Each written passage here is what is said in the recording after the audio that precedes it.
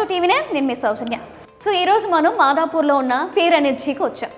So సూర్యరశ్మి నుంచి విద్యుత్ని ఏ రకంగా ఉత్పత్తి చేస్తాం, దాని ఇన్స్టాలేషన్ ఏ రకంగా ఉంటుంది, దాని బెనిఫిట్స్ ఏ రకంగా ఉంటాయో ఈ ఫేర్ ఎనర్జీకి వచ్చి మనం వాళ్ళతో మాట్లాడి మరిన్ని వివరాలు తెలుసుకుందాం.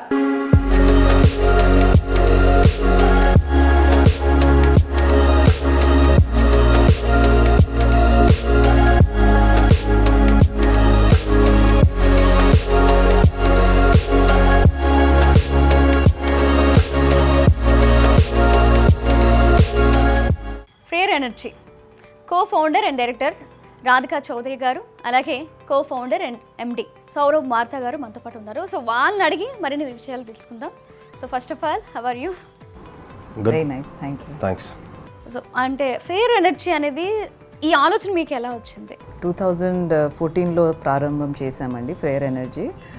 దానికంటే ముందు కూడా ఎనర్జీ సెక్టర్లోనే మేము ఇద్దరం వర్క్ చేయడం జరిగింది. ఆ టైంలో ఒక 2 ఏళ్ళు ముందుగా, అంటే ఫేర్ ఎనర్జీ స్టార్ట్ చేసే 2 ఏళ్ళు ముందుగా మేము కలవడం జరిగింది. అండ్ దెన్ మార్కెట్లో ఒక పెద్ద గ్యాప్ అనేది ఐడెంటిఫై చేశాము. అంటే రీటైల్ సోలార్ అనేది ఇంటింటా సోలార్ వెళ్ళాలని ఆలోచనతో మేము సోలార్ కంపెనీ స్టార్ట్ చేశాము. అండ్ పాన్ ఇండియా బేసిస్లో ఉండాలన్న ఇంట్రెస్ట్తోనే మేము కంపెనీ ప్రారంభించాము. ఆ టైంలో మేమిద్దరం కలిసి టెక్నాలజీ ద్వారా ఎక్స్పాండ్ చేస్తే ఎలా ఉంటుంది, మనము ఎక్కువ మందికి ఎలా రీచ్ అవ్వాలి త్రూ టెక్నాలజీ అనే ప్లాన్తోనే స్టార్ట్ అయ్యాము. ఎందుకంటే అవేర్నెస్ అనేది చాలా తక్కువ ఉంది ఈరోజు మార్కెట్లో. సో ఈరోజు మనం చాలా విషయాలు మాట్లాడుకుంటే ఆ విషయాలన్నీ కూడా మనం క్లారిఫై చేసుకోవచ్చు. అంటే ఇప్పుడు ఈ సంస్థ స్టార్ట్ చేయడానికి ఎవరైనా అంటే ఏమైనా సజెస్ట్ చేస్తారా, లేకపోతే మీకే ఈ ఆలోచన వచ్చిందా? యాక్చువల్లీ నేను ఈ సెక్టర్లో ముందుగానే పనిచేస్తున్నాను. మేమిద్దరం అమెరికాలో చదువుకొని రిటర్న్ వచ్చిన తర్వాత నేను 2008లో ఇండియాకి వచ్చాను. అప్పటి నుంచి సోలార్ సెక్టర్లోనే వర్క్ చేస్తున్నాను. సౌరభ్ 2011లో యుఎస్ నుంచి ఇండియాకి రావడం జరిగింది. తను అప్పుడు ఒక పెద్ద కంపెనీకి ఇక్కడ ఒక 1.5-2 years వర్క్ చేశారు సోలార్ కంపెనీకి. ఆ టైంలో మా ఇద్దరికీ అనిపించింది కలిసినప్పుడు దట్ ఇక్కడ పొటెన్షియల్ చాలా ఉంది, స్కేల్ అయ్యే ఆపర్చునిటీ ఉంది. అండ్ మెయిన్లీ ఏమైపోతుందంటే డీలర్ డిస్ట్రిబ్యూటర్స్ అనేది చాలామంది వచ్చిన తర్వాత కస్టమర్కి సోలార్ ఇచ్చే వరకు కాస్ట్ అనేది పెరిగిపోతుంది అనమాట. సో ఇవన్నీ మేము మార్చాలనుకుని కంపెనీ స్టార్ట్ చేశాము. So actually Saurabh the idea start చేయాలని. సో మేమిద్దరం కలవడం జరిగి తను నన్ను జాయిన్ కమ్మని ప్రోత్సహిస్తే అప్పుడు జాయిన్ చేయడం జరిగింది. Can you tell us about, అంటే first of all more about experience centres also, and what was the behind motive such as stores? So the rationale behind experience centers for us was twofold. First was we wanted to give customers the opportunity to physically interact with the solar system and physically understand what is it that makes a quality difference, right? So those were the items that, you know, a customer today was not getting that opportunity, where everyone is coming to a customer and telling them on paper this is what it looks like. We wanted to give customers that opportunity to physically go and have a place to check this out. Second, I believe that having a physical presence in every city that we are operating in creates a lot of trust with the client. So they know that you're here for the long run, you have an experience center, you have a team, so you're going to be there to support us through the solar journey. So those were the two reasons behind opening up solar experience centers. So అలాగే మనకి ఇప్పుడు చూసుకున్నట్లయితే ఈ company start చేసి 10 years అవుతుంది ma'am. So ఈ 10 yearsలో మీరు face చేసే ప్రాబ్లమ్స్ కానీ, ఇందులో సక్సెస్ అయ్యే వాటిని కానీ మీరు ఎట్లా చేస్తున్నారు, ఎట్లా చూసారు? యాక్చువల్లీ 10 ఏళ్ళుగా కంపెనీ చాలా డిఫరెంట్ టైప్ ఆఫ్ ప్రాజెక్ట్స్ చేయడం జరిగింది. ఫస్ట్లో మేము గవర్నమెంట్ ప్రాజెక్ట్స్, టెండర్ ప్రాజెక్ట్స్ చేసేవాళ్ళము. దాని తర్వాత large scale business to business అంటే కమర్షియల్ ఇండస్ట్రియల్ ప్రాజెక్ట్స్ కూడా చేసాము. అలాగే పిఎస్యూస్కి మన ఐఓసిఎల్, హెచ్పిసిఎల్, బీపీసీఎల్ ఇవన్నిటికీ కూడా మేము సోలార్ సిస్టమ్స్ పెట్టడం జరిగింది టెండర్స్ ద్వారా. ఇవన్నీ కాకుండా కూడా సోలార్ విలేజ్ ఎలక్ట్రిఫికేషన్ అనేవి కూడా almost 120-150 villages we have electrified over the last several years. Andhra Pradesh, Jharkhand, Uttar Pradesh ఇవన్నీ ప్రాంతాల్లో మేము సోలార్ సిస్టమ్స్ పెట్టడం జరిగింది టెండర్స్ ద్వారా. ఇందులో డిఫరెంట్ టైప్ ఆఫ్ ఛాలెంజెస్ ఉంటాయి. ఎందుకంటే విలేజ్ ఎలక్ట్రిఫికేషన్ అనేది చాలా రూరల్ ఏరియాస్ అంటే విలేజెస్ వెరీ డిఫికల్ట్ లొకేషన్స్, అక్కడ మనం పర్మిట్స్ తీసుకెళ్ళడం, మటీరియల్ ట్రాన్స్పోర్ట్ చేయటం, అక్కడ మేము గ్రిడ్ పెట్టడం, లోకల్ మనకు లేబర్ దొరకటం, మళ్ళీ వెదర్ కండిషన్స్ చూసుకుంటే అవి ఆపరేషనల్ ఛాలెంజెస్ చాలా ఉండేవి.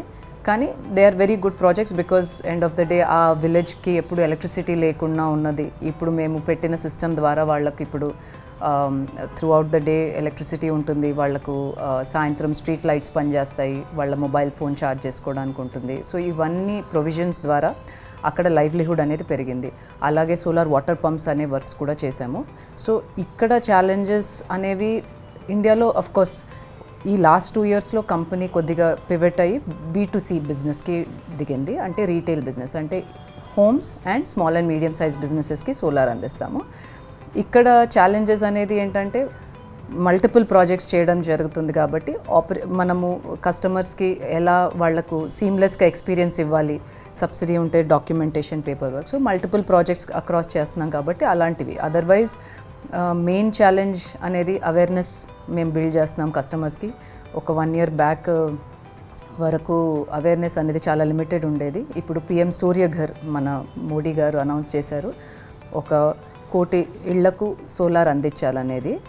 ఆ మిషన్ అనౌన్స్ అయిన తర్వాత కొంచెం అవేర్నెస్ బాగా పెరిగింది, ప్లస్ గవర్నమెంట్ ముందుకు వస్తుంది కాబట్టి ఇళ్ళు ఇప్పుడు అడాప్ట్ చేస్తున్నారు solar. So these are the main challenges. అలాగే సౌరభ్ గారు, what challenge do you face as a company?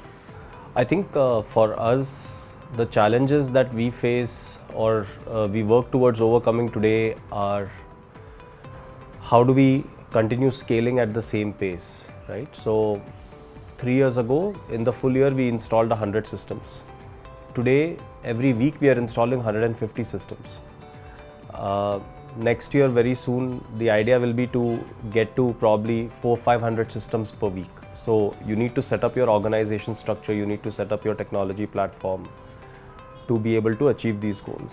Secondly, the other important challenge that we constantly work towards addressing is hiring, right? So we are growing rapidly, but obviously while we are doing that, we want to strive towards hiring the right candidates, putting the right people in the right place, and providing them the right amount of training and support so that they succeed. Our teams are spread across tier 1 to tier 4 cities. So the final piece that we always try to ensure we are doing is you're making it, you have controls in place such that to Radhika's point, every time the customer experience that is delivered has to be the same no matter where you are, but then you need to have the necessary controls. And to do that, when things are decentralized in that manner, is a different kind of a challenge and an opportunity. So those are the 3 things. Yeah. అలాగే ఇప్పుడు మనకి కొన్ని మార్కెట్లో చాలా companies ఉన్నాయి ma'am, అంటే solar కంపెనీకి సంబంధించి. సో వాళ్ళ కంపెనీకి ఫియర్ ఎనర్జీకి డిఫరెన్స్ ఏంటి అంటే మీరు ఏం చెప్తారు? యాక్చువల్లీ డిఫరెన్స్ అనేది చాలా ఉంది, 1 కాదు 2 కాదు. ఒకటి ఫస్ట్ మొత్తం దేశంలో ఉన్న అన్ని సోలార్ కంపెనీస్లో చూస్తే ఫ్రేయర్ ఎనర్జీకి ఒక్కటే ఫ్రేయర్ ఎనర్జీ యాప్ అనేది ఉంది. యాప్ ఎందుకు ముఖ్యమంటే కస్టమర్కి ఏ క్వశ్చన్స్ ఉన్నా, వాళ్ళకు ఒకవేళ సర్వీస్ రిక్వెస్ట్ ఉన్నా, దానికంటే ముందు వాళ్ళు జస్ట్ ఇవాల్యుయేట్ చేస్తున్నారు ఈ ఏరియాలో ఎంతమందికి ఫ్రేయర్ అనేది సర్వీస్ అందిస్తుంది. ఇవన్నీ మేము క్లియర్గా ట్రాన్స్పరెంట్గా కస్టమర్కి అందిస్తున్నాము. ఒకటి. సెకండ్, ఇది ఫైనాన్సింగ్ కూడా ఫ్రేయర్ అందిస్తుంది. సో చాలామందికి సోలార్ అంటే కొద్దిగా అప్ఫ్రంట్ కాస్ట్ అనేది ఎక్కువ అని అనుకుంటారు, కానీ ఇప్పుడు ప్రభుత్వం నుంచి సబ్సిడీ ఉంది, ప్లస్ మేము ఫ్రేయర్ నుంచి 0 cost EMI లోన్స్ కూడా అందిస్తున్నాం. సో ఇవన్నీ చేస్తే అందరూ EMIs అనేది అందించలేరు కస్టమర్స్కి. 1 second, అంటే కస్టమర్ సైడ్ నుంచి నేను అడుగుతున్నా, సేమ్ అంటే మీరు ఏవైతే ప్రొవైడ్ చేస్తున్నారో సేమ్ అదర్ కంపెనీస్ కూడా సేమ్ ప్రొవైడ్ చేస్తున్నాయి. సో వాటికి వీటికి అంటే డిఫరెన్స్ కొత్తగా ఏమైనా ఉందా అంటే యాజ్ ఎ కస్టమర్గా అడుగుతున్నా అంటే ఏం చెప్తారు? మెయిన్ కస్టమర్గా అడుగుతున్నారంటే ఒకటి, మీరు ఇప్పుడు ఇన్స్టాల్ చేసిన తర్వాత సిస్టమ్ ఎలా పర్ఫామ్ చేస్తుంది అనేది మీకు యాప్ ద్వారా తెలుస్తుంది. ఒకటి, అందరూ వేరే వాళ్ళు ట్రాక్ చేయట్లేదు. ఏదైనా ఇష్యూ వస్తే కూడా పోనీ మెయిన్ ప్రాబ్లం ఏమి సోలార్ మీద అంటే డస్ట్ అనేది సెటిల్ అవుతే కొద్దిగా జనరేషన్ తగ్గుతుంది, వేరే వాళ్ళు అది ఎంత జనరేట్ చేస్తుంది అనేది కూడా గమనించరు. ఇప్పుడు ఫ్రేయర్ ఎనర్జీ వచ్చి యాప్ ద్వారానే మీకు మెసేజ్ వస్తుంది, so time to clean your panels అని. సో అప్పుడు మనకు అది క్లీన్ చేసుకుంటే మనకు జనరేషన్ పెరుగుతుంది. అదొకటి. సెకండ్లీ, మేము ఇన్స్టాల్ చేసినప్పుడు క్వాలిటీ స్టాండర్డ్స్ కూడా చాలా ప్రీమియం ఉంటాయి, ఎక్విప్మెంట్ వాడింది కూడా హై క్వాలిటీ ఉంటుంది. Compare to market competition. Secondly ఇప్పుడు ఇది మనం ఇంట్లో పెట్టుకుంటాము in an electrical system. So దీన్ని మనం ఇప్పుడు పైన పెద్దవాళ్ళు పిల్లలు అందరు తిరుగుతూ ఉంటారు కాబట్టి we have to be very careful. Earthing అంటాము, DC side AC side earthing అనేది కూడా. సో క్వాలిటీ స్టాండర్డ్స్ మేము ఇన్స్టాల్ చేసిన తర్వాత కూడా హై క్వాలిటీ స్టాండర్డ్స్ ఉంటాయి. ఎప్పుడు ఈ రోజు వరకు ఇష్యూస్ రాలేదు. సెకండ్లీ టెర్రస్ మీద పెట్టినప్పుడు విండ్ స్పీడ్స్ ఎక్కువగా ఉంటాయి కాబట్టి సిస్టమ్ అనేది స్టర్డీగా 25 years అక్కడ ఉండాలి అన్న డిజైన్తోనే మేము ఇన్స్టాల్ చేస్తాము. ప్లస్ కాంపిటీషన్కి మాకు వన్ మోర్ మెయిన్ డిఫరెన్స్ వచ్చి ఇప్పుడు చిన్న ఇల్లు చిన్న సిస్టమ్ పెద్ద సిస్టమ్ అనేది ఏం తేడా లేకుండా 3D డిజైన్ కూడా మా టీం ఇక్కడ చేస్తుంది అనమాట. సో 365 days సంవత్సరం అంతా మీకు షాడో లేకుండా అంటే అక్కడ నీడ పడకుండా సోలార్ జనరేట్ చేయాలన్న సిస్టమే మేము మీకు తెచ్చి పెడతాము. సో అలా వేరే కంపెనీస్ అయితే డిజైన్ అనేది చేయదు, వాళ్లకు ఆ క్లారిటీ ఉండదు కస్టమర్స్కి అసలు సిస్టమ్ ఎక్కడ పెడతాము, వైరింగ్ ఎక్కడ ఉంటుంది, రేపొద్దున్న ప్రాబ్లం వస్తే వారంటీ సర్టిఫికేట్స్ ఎక్కడ ఉన్నాయి, ఇవన్నీ మేము అందజేస్తాము కస్టమర్కి. ఇంకో విషయం ఏంటంటే ఇప్పుడు చాలామంది ఇప్పుడు హైదరాబాద్లో చూసుకుందాం ఫర్ ఎగ్జాంపుల్, ఇల్లు అనేవి చాలా చాలా దగ్గరగా ఉంటాయి. వాళ్ళకి ఈ సోలార్ సిస్టమ్ అనేది అక్కడ ఫిట్ చేయడానికి చాలా కష్టం, షాడోస్ పడుతుంటాయి, సో పక్క వాళ్ళతో అట్లా చిన్న చిన్న ఇష్యూస్ కూడా అవుతుంటాయి. అలాంటి వాళ్ళకి మీరు ఎట్లా సజెస్ట్ చేస్తారు, అంటే ఎక్కడ ఫిట్ చేస్తే బాగుంటుంది అని వాళ్ళు అడిగితే మీరు ఏ రకంగా ఆన్సర్ ఇస్తారు? సో ఫస్ట్ ఆఫ్ ఆల్ మనకు 2-3 ఆప్షన్స్ ఉన్నాయి. ఎలివేటెడ్ స్ట్రక్చర్స్ అని కూడా వస్తాయి అన్నమాట. అంటే మనం ఇప్పుడు టెర్రస్ పైన ఒక మనిషి కింద నడిచేలాగా కూడా పెట్టుకోవచ్చు. సో ప్యానెల్స్ అనేది ఎలివేట్ చేసుకోవచ్చు, అంటే షాడో పడకుండా అలా పెంచుకోవచ్చు. అదే ఒకవేళ చాలా పెద్ద బిల్డింగ్ ఉండి ఈస్ట్ వెస్ట్ బిల్డింగ్స్ రాకుండా చూడాలి, because sunrise and sunset. అక్కడ ఒకవేళ మరీ పెద్ద బిల్డింగ్స్ వస్తే మాత్రం అక్కడ సోలార్ పెట్టడానికి కష్టం. షాడో ఉంటే అంత ఇన్వెస్ట్మెంట్ పెట్టిన తర్వాత అక్కడ జనరేషన్ లేకపోతే కష్టం. ఒకవేళ దాని హైట్ తీసుకున్న మినిమం ఇంత హైట్ తీసుకోవాలి అట్లా ఏమైనా ఉంటుందా? జనరల్ రూల్ ఇస్ ఇప్పుడు ఒక height of the building 1 meter ఎక్కువ ఉందనుకోండి, సోలార్ ఆల్మోస్ట్ 1.5 times దూరంలో ఉండి మనం హైట్ పెంచుకోవాలన్నమాట. సో దాని దగ్గర పెట్టడానికి లేదు, we have to be at least that much height above for no shadow.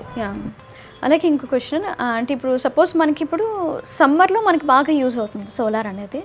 So winter అట్లా రైనీ సీజన్ వచ్చేటప్పుడు మనకి పవర్ కట్ అయినప్పుడు ఇన్వర్టర్ ద్వారా తీసుకుంటాం మనం. సో అలా దీని ద్వారా ఎంత తీసుకోవచ్చు సమ్మర్లో? ఇంత పర్సంటేజ్ అనేమైనా ఉంటుందా ఇన్వర్టర్కి అలాగే సోలార్కి కంపారిజన్ చేసుకుంటే? ఎంత పర్సంటేజ్ వరకు మనం పవర్ని యూజ్ చేసుకోవచ్చు? యాక్చువల్లీ ఇప్పుడు సోలార్ సిస్టమ్ ఏవైతే మేము పెడతామో దానికి బ్యాటరీస్ ఉండవండి.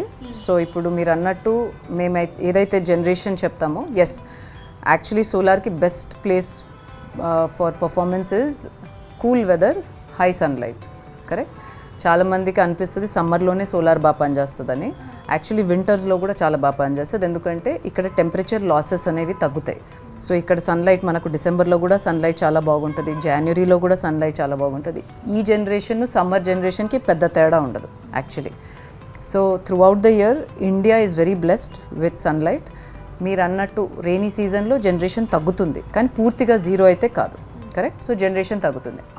అలాంటి రోజులు ఏ రోజైతే షాడో పడుతుందో, లేకుంటే క్లౌడ్ కవర్ వచ్చిందో, లేకపోతే సన్ ఎక్కువ లేదనుకుంటే గ్రిడ్ ఇప్పుడు ప్రభుత్వం నుంచి మనం ఎనర్జీ తీసుకొని వాడతాం. సో ఇంట్లో వాళ్ళకి లైట్ ఫ్యాన్ ఎక్కడ కరెంట్ వస్తుందనేది వాళ్ళకి ఐడియా ఉండదు. అదంతా smartly it is manage through the system design. నార్మల్గా మిడిల్ క్లాస్ పీపుల్ కాకుండా అబోవ్ మిడిల్ క్లాస్ పీపుల్ చాలామంది ఉంటారు. సో వాళ్ళు ఏసీ అని, రిఫ్రిజిరేటర్ అని, అలాగే వాషింగ్ మిషన్ అని చాలా ఇట్లా వాడే ఉంటాయి సార్. వాళ్ళకి అంటే ఎంత పర్సంటేజ్ బిల్ అనేది జనరేట్ అవుతుంది సోలార్ యూజ్ చేశాక, బిఫోర్ యూజింగ్ తర్వాత కూడా?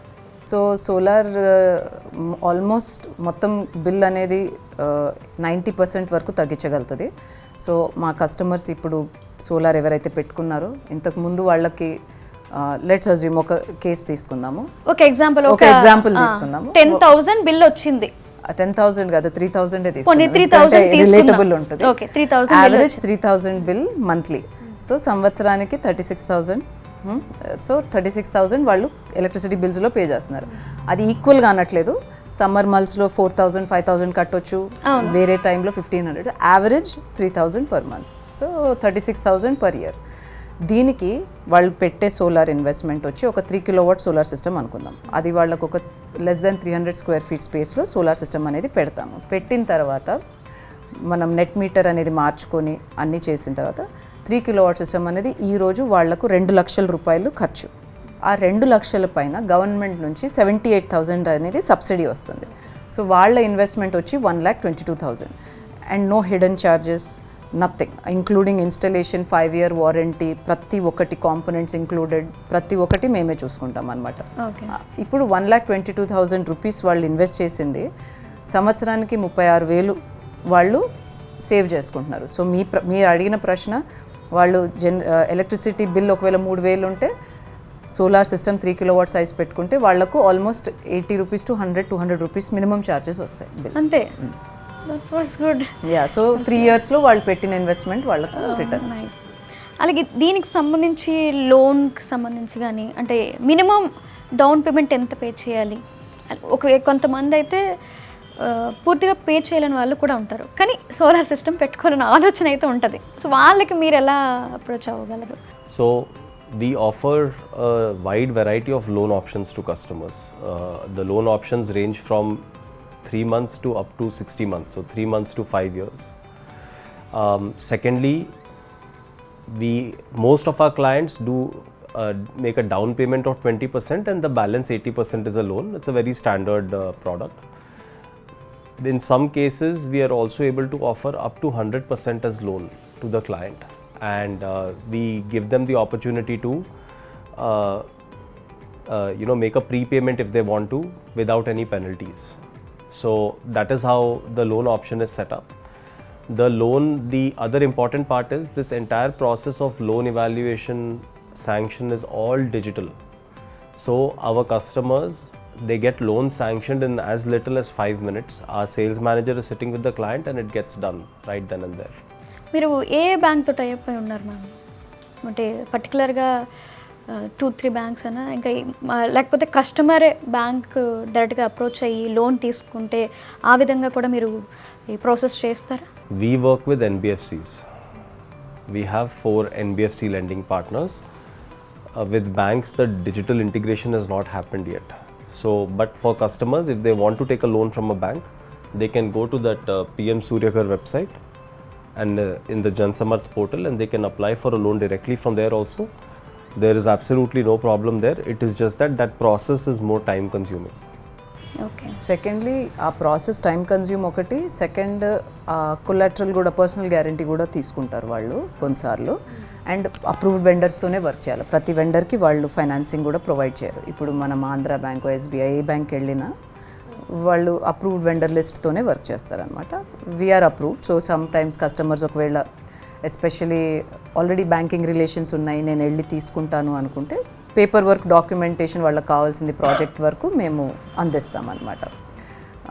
సౌరభ్ అన్నట్టే NBFCస్తో వచ్చిన అడ్వాంటేజ్ ఏంటంటే instantly we can provide the loan.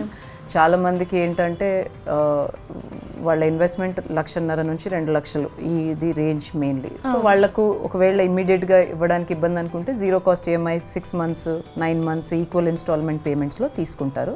దాని తర్వాత లోన్ క్లియర్ అయిపోతుంది. సో ఫైనల్గా మనకి ఏంటంటే ఇప్పుడు summer winter okay, so rainy సీజన్లో ఏంటంటే కంప్లీట్గా వర్షాలు పడుతూనే ఉంటాయి. అలాంటప్పుడు మన సోలార్ అనేది ఎట్లా ప్రొటెక్ట్ చేయగలం? అంటే కంప్లీట్గా వర్షం పడుతున్నప్పుడు, వాటర్ దాని మీద పడుతున్నప్పుడు దానికి ఏం కాదా? లేదండి, ఏం కాదు. ఇవన్నీ outdoor systems, they are tested under extensive weather and steel ball test అంటారు. సో పైన గ్లాస్ అనేది చాలా స్ట్రాంగ్ ఉంటుంది. సో ప్యానల్స్ ఇప్పుడు హెయిల్ స్టార్మ్ వచ్చిన గాలికి కూడా పగలవు, అవేమి విరగవు. అంటే యాక్చువల్లీ మేము చూసిన దాన్ని బట్టి ఏంటంటే వీక్లీ వన్స్ కానీ వీక్లీ ట్రైస్ కానీ దాన్ని మనం వాటర్తో చేసుకోవాలి, క్లీన్ చేసుకోవాలి అని విన్నాము. సో కంప్లీట్గా దాని మీద వాటర్ పడుతూ ఉండడం వల్ల దానికి ఎఫెక్ట్ ఏమి ఉండదు అంటారు? పడితే క్లీన్ అయిపోతాయి కదా, క్లీన్ అయిపోతుంది డైలీ. అంతే అంతే, దానివల్ల ప్రాబ్లం ఏమి ఉండదు, ఏం ఇష్యూ ఉండదు. Completely insulation, everything we take care. Okay okay, thank you. సూర్యరశ్మి నుంచి విద్యుత్ని ఏ విధంగా ఉత్పత్తి చేస్తారో సౌరభ్ ఇంకా రాధికా చౌదరి మాటలో విన్నాం కదా. సో మరిన్ని వివరాల కోసం స్క్రీన్ మీద కనిపిస్తున్న నెంబర్స్కి కాంటాక్ట్ చేయండి. Keep watching TV9.